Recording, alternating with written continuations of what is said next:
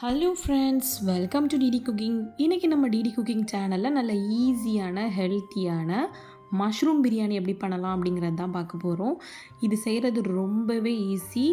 கம்மியான டைம்லேயே சூப்பரான லன்ச் வந்து ரெடி பண்ணிடலாம். எவ்வளோ உதிரியாக சூப்பராக வந்திருக்குதுன்னு பாருங்கள். இது எப்படி பண்ணலான்னு பார்த்துடலாம். இதுக்காக ஒரு குக்கரில் 2 டேபிள் ஸ்பூன் கோகோனட் ஆயில் சேர்த்துக்கோங்க. கூடவே 2 டேபிள் ஸ்பூன் வந்து கீ சேர்த்துக்கோங்க. கண்டிப்பாக தேங்காய் எண்ணெய் சேர்த்து பண்ணுங்கள், அப்போ ரொம்ப மணமாக இருக்கும். கூடவே ஹோல் கரம் மசாலா சேர்த்துக்கோங்க. கொஞ்சமாக இதில் கல்பாசி, ஒரு பே லீஃப் சேர்த்துக்கோங்க. கண்டிப்பாக கல்பாசி சேர்த்துக்கோங்க, அப்போ ரொம்ப சூப்பராக இருக்கும். கொஞ்சமாக கேஷ்யூ நட் சேர்த்துட்டு நல்லா ஃப்ரை பண்ணிக்கோங்க. உங்கள்கிட்ட ஃப்ரெஷ்ஷான பிரியாணி இலை இருந்துச்சுன்னா அதுவும் இதில் சேர்த்துக்கலாம், இல்லைனா ஸ்கிப் பண்ணிடுங்க. 2 பெரிய வெங்காயத்தை நீல வாக்கில் கட் பண்ணி உள்ளே சேர்த்துட்டு நல்லா வதக்கிக்கோங்க. வெங்காயம் குயிக்காக வதங்குறதுக்கு இந்த ஸ்டேஜ்லேயே வந்து உப்பு சேர்த்துட்டு நல்லா வந்து வதக்கி விட்டுக்கோங்க. இது நல்லா வந்து கலர் சேஞ்ச் ஆனதுக்கப்புறமா கொஞ்சமாக இஞ்சி பூண்டு விழுது சேர்த்துக்கோங்க. இஞ்சி பூண்டு விழுது ஜாஸ்தியாக சேர்த்துக்க வேண்டாம், கம்மியாக சேர்த்துக்கிட்டாலே போதும். ஒரு கைப்பிடி அளவு ஃப்ரெஷ்ஷான புதினா இலை சேர்த்துக்கோங்க. கூடவே 6 பச்சை மிளகாவை நீல வாக்கில் கீறி உள்ளே சேர்த்துட்டு ஒரு பெரிய சைஸ் தக்காளியை இந்த மாதிரி நீல வாக்கில் கட் பண்ணி உள்ளே சேர்த்துக்கோங்க. எல்லாம் நல்லா வதங்கினதுக்கப்புறமா 1 டேபிள் ஸ்பூன் மிளகாய்த்தூள், 1 டேபிள் ஸ்பூன் மல்லித்தூள், கூடவே 1/4 டீஸ்பூன் மஞ்சத்தூள், 3 டேபிள் ஸ்பூன் திக்கான கர்ட் சேர்த்துட்டு உடனே இதை கிளறி கொடுத்துருங்க. கர்ட் சேர்த்ததுமே நல்லா மிக்ஸ் பண்ணி விட்டுற வேண்டியது தான்.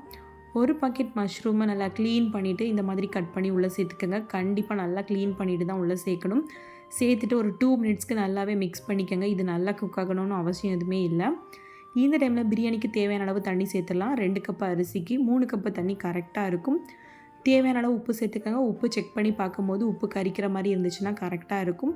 ஃபைனலாக அதில் பிரியாணி மசாலா வந்து சேர்த்துடலாம். பிரியாணி மசாலா வந்து லாஸ்ட்டாக சேர்த்தா தான் பிரியாணியோட மனம் ரொம்ப சூப்பராக இருக்கும். கொஞ்சமாக இதில் லெமனும் ஆட் பண்ணிக்கலாம். எல்லாம் நல்லா சேர்த்துட்டு நல்லா மிக்ஸ் பண்ணிக்கிட்டு ஒரு 5 மினிட்ஸ் அப்புறம் பார்த்திங்கன்னா இந்த மாதிரி நல்லா கொதி வந்திருக்கும். கொதி வந்ததும் தண்ணி நல்லா வடிச்சிட்டு பாஸ்மதி ரைஸை உள்ளே சேர்த்துக்கோங்க. இதை வந்து நான் 20 நிமிஷம் நல்லா ஊற வச்சு எடுத்து வச்சுருக்கிறேன். தண்ணி ஒரு சொட்டு இல்லாமல் உள்ளே சேர்த்துக்கோங்க. சேர்த்துட்டு ஸ்லோவாக கிளறி கொடுங்க, அரிசி உடையாதபடி.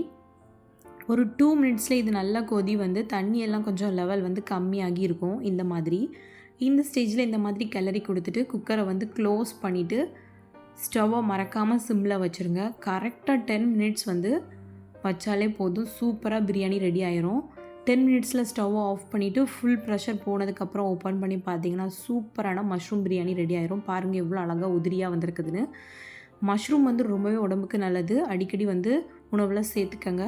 கிட்ஸ் வந்து இது ரொம்பவே என்ஜாய் பண்ணி சாப்பிடுவாங்க. எப்போவுமே வந்து நீங்கள் பிரியாணி பண்ணும்போது அதிகமாக மசாலா வந்து யூஸ் பண்ணாமல் இருந்தாலே பிரியாணி சூப்பராக உதிரியாக வரும். ரொம்ப மசாலா சேர்க்கும் போது தான் ரொம்ப வந்து குழஞ்சி வரும். ஸோ தண்ணியோட அளவும் கரெக்டாக இருக்கணும், அதையும் கரெக்டாக செக் பண்ணிக்கோங்க. என்னோடய சேனலை வந்து ஃபஸ்ட் டைம் பார்க்குறீங்கன்னா மறக்காமல் சப்ஸ்கிரைப் பண்ணிவிட்டு பக்கத்தில் இருக்கிற பெல் பட்டனையும் கிளிக் பண்ணிடுங்க. தேங்க்ஸ் ஃபார் வாட்சிங்.